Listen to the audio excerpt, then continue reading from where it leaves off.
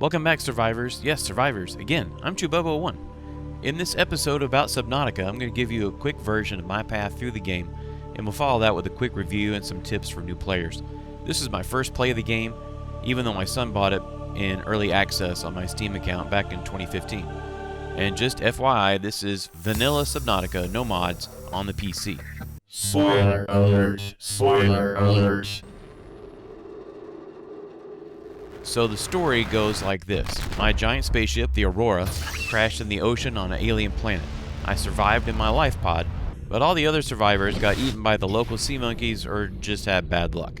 After a few days of figuring out how to fend for myself and staying very close to my life pod, I received a radio message that I was going to be rescued. Yay, game over!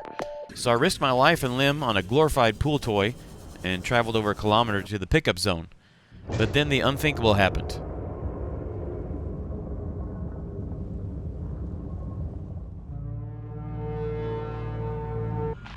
It's coming from the building? Change course. Set thrusters to full.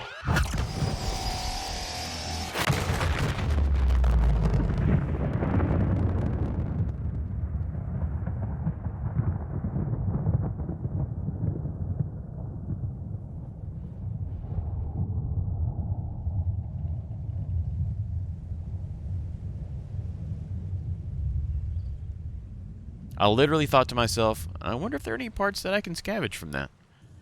After poking around inside the big alien gun, I find out the planet has been quarantined.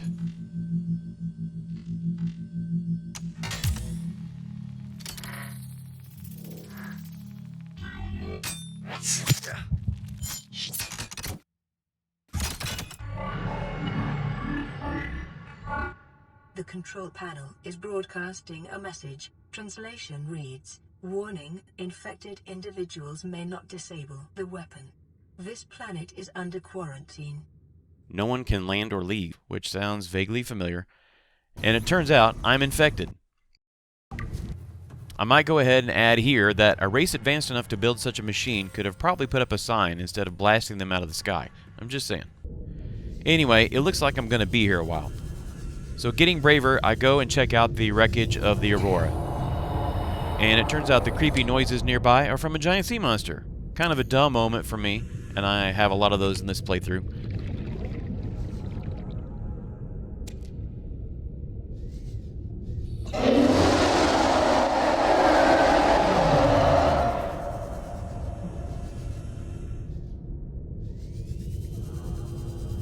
But that also sparked some curiosity, and later I let my mini-sub, called the Sea Moth, get attacked.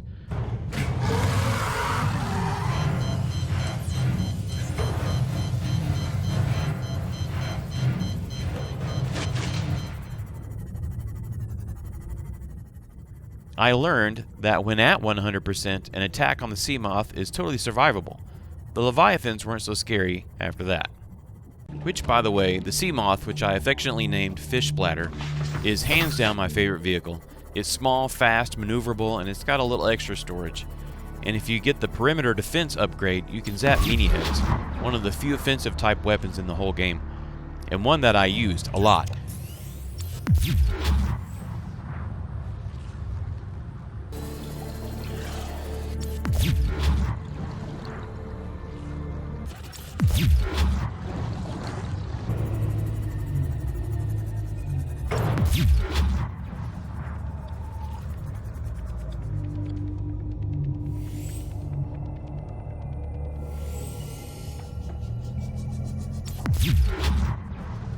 And launching the Sea Moth from a moon pool might have been my favorite animation in the whole game. Everything is so quick and the sound design is perfect.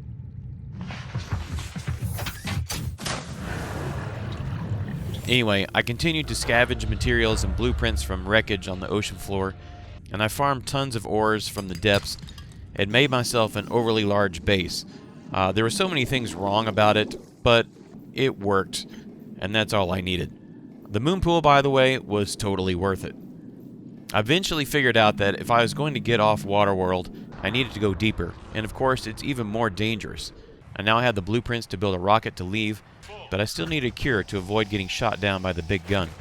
That meant I had to build more vehicles and upgrade them to dive deeper and deeper. The Seamoth maxes out at a depth of 900 meters, which is not far enough. So the next vehicle I crafted was the prawn suit. And without upgrades, it's not great, but it is handy for getting large amounts of resources once you get the drill arm. The Cyclops, the big submarine, quickly followed. With a huge power consumption, it's also not great. But both of those vehicles are necessary. At least I got to catch an eclipse while I was above sea level.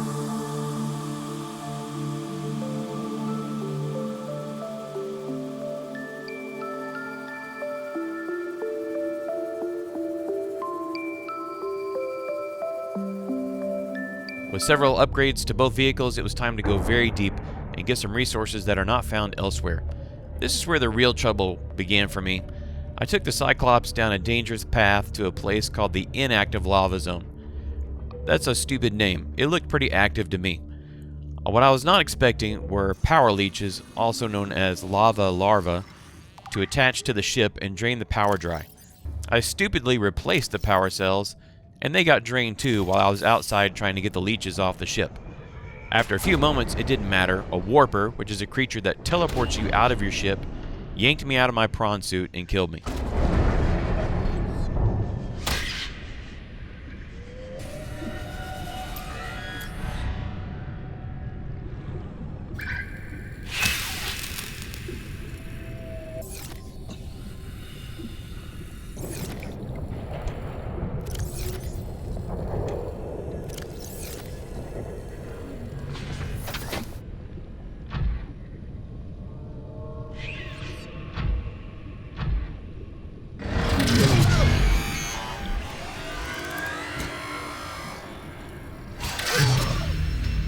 The only positive from the experience was I learned that if I exited the game without saving when I died, I could replay everything since my last save, instead of losing part of my inventory and losing my ship to the depths and so on.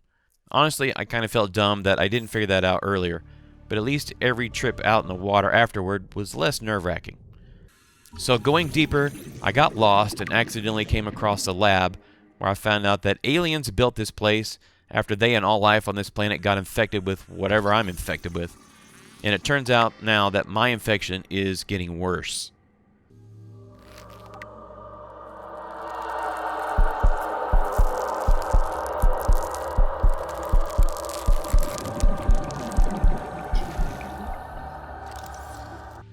But there is one organism that was not infected, and the aliens tried to forcibly get what they needed from that organism, but the organism refused to help and they failed. However, the same critter has contacted me a couple of times, and now after crafting the correct key, I am face to face with this gigantic creature called the Sea Emperor. The Sea Emperor won't give me the cure either, unless I help create a chemical that will make its eggs hatch. And that sends me on a long search for 5 plants that I miraculously found without any help at all.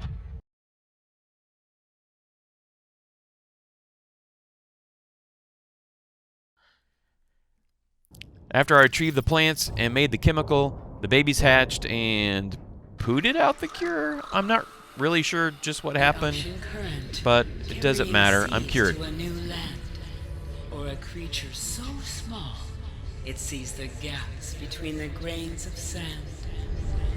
Farewell, friend.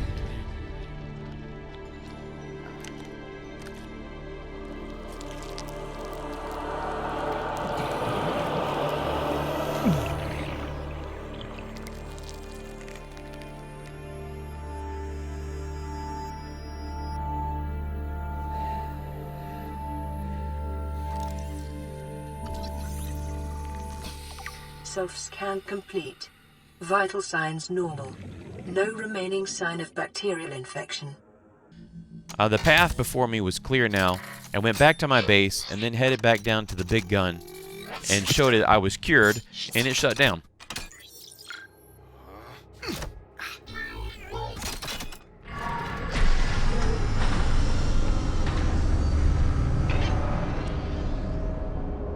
I finished the rocket, loaded it with supplies, gave it an appropriate name, and said my goodbyes to my base and my gear and Markiplier, and left this soggy, miserable place behind, promising myself I won't eat sushi again anytime soon.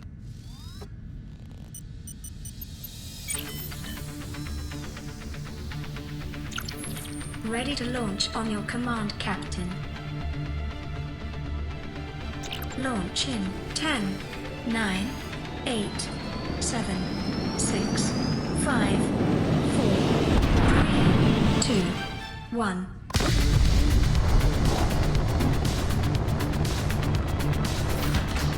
Time capsule jettisoned.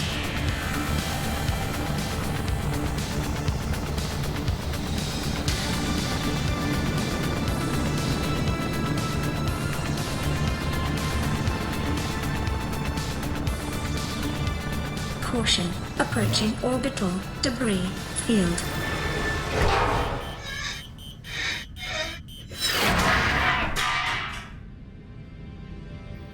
Orbital debris field clear. Performing gravity turn maneuver.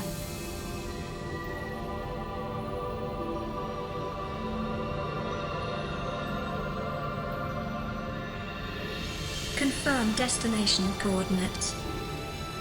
Nearest interstellar phase gate. Engaging ion boosters in 3, 2, 1. So what did I think of this game? I thought it was amazing.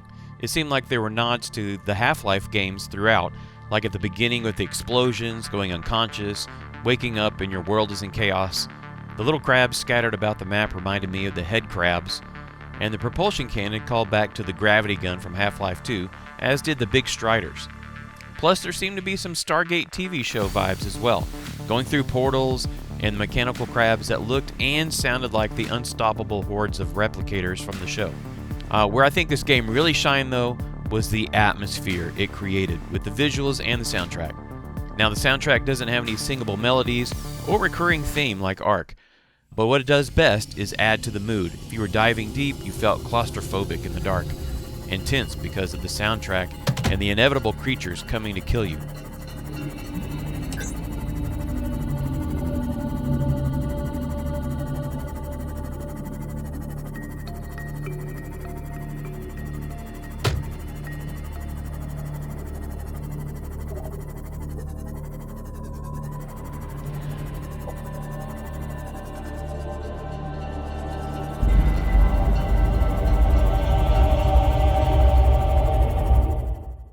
I did not run this game at the max graphics settings, but the bottom line, it ran great with no lag or issues.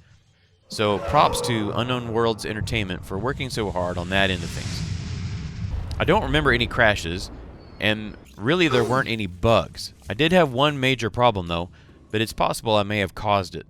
In the Cyclops, down in some of the deepest parts of the map, lockers I built on the walls of the sub came loose and clipped through the sub. Some lockers straight up vanished along with their contents. This may have been caused by my use of the propulsion cannon outside of the sub, but it happened again later and I lost all of my power cells, and I'm pretty sure the cannon was not involved. They were in the locker 1 minute and later the whole locker was gone. There were a few things I wished I could do but couldn't. For instance, if I was in the prawn suit or the sea moth and wanted to check my inventory, I had to get out and swim around to the storage hatch. I would have liked to have had some way to at least look at my storage without getting out of the vehicle. Also, by mid-game, I had so many blueprints, I spent a lot of time just scrolling through the blueprint screen trying to find things. Adding a search feature there would have been a great time saver. And, now I'm just kind of being picky, an increase in whatever the random number generator uses for copper ore would have been super helpful. There are so many wrecks and things that could have been marked with a craftable beacon, which requires copper, but it's not until late game that you get access to large amounts of copper to make all those beacons, and by then, I didn't want to go back and try to find all the wrecks. And even more selfishly and more picky, I wanted to craft the Markiplier bobblehead in the rocket with me. I mean, that's the one place where you really need a bobblehead. I would also like to give a few more tips to new players. Some of these were dumb moments that I should have figured out earlier in the game but didn't, like jumping. There are some times in the game when you're not swimming and you're out of the water, and hey, you can jump, and you can jump over some smaller things. If only I knew that sooner, I might have done more exploring on the Aurora earlier in the game. Also, you can navigate up and down. without going forward or backward. It sounds dumb, but getting in the moon pool was a pain in the butt until I figured this out. And also, traveling straight up to the surface goes way faster when you're moving upward and forward at the same time with both buttons. Another tip was to toss a grav trap out your door to catch food and water without building aquariums or chasing food and water every night. It just made it so much easier, which that was not my idea, that was my son's. When you go into the deep dark to get some plants or in the mushrooms for crafting, grab some seeds while you're there. And when you get back to your base, build a planter or two and save yourself a ton of work and risk later on. When you're not sure what to do next, which happened to me a lot, either go deeper on the map or get equipment or upgrades so that you can. End-game material is in the deepest areas. Also, find and craft the thermal energy upgrades for the prawn suit and the Cyclops. It will save you so much headache during the late game. Plus, the power leeches, the lava larvae, don't seem to bother the Cyclops as much when using the thermal energy, and the prawn suit stays charged up all the time when you're at the very bottom of the map. The one time I was running low on energy at the base, at the bottom, I remembered the thermal upgrade and went and sat out in the heat for a few minutes. Problem solved. So final thoughts. If you like survival games, you probably already have Subnautica. If you like games with edge-of-your-seat suspense, you're really going to like this game, especially the farther you get into it. There is no better feeling than coming back up from 900 plus meters to the safety of the surface, or swimming farther than you thought possible with no oxygen and miraculously finding safety, or narrowly escaping death while two meatyheads decide to fight each other instead of you. This game looks great, it runs great, and it plays great. Definitely 5-star game. In fact, the suspense in this game brought back memories of one of my favorite games ever, which will be coming very, very soon. Thanks for watching, and I'll see you next time.